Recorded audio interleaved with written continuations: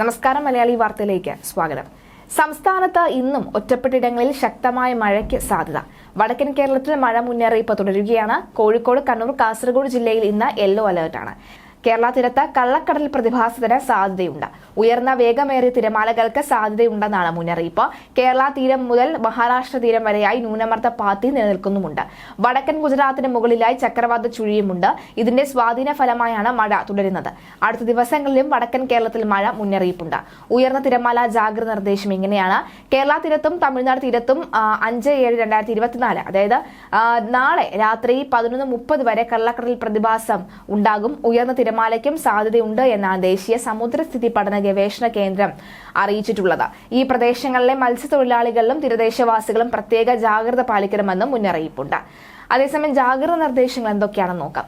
കടൽക്ഷോഭം രൂക്ഷമാകാൻ സാധ്യതയുള്ളതിനാൽ അപകട മേഖലകളിൽ നിന്ന് അധികൃതരുടെ നിർദ്ദേശാനുസരണം മാറി താമസിക്കണം.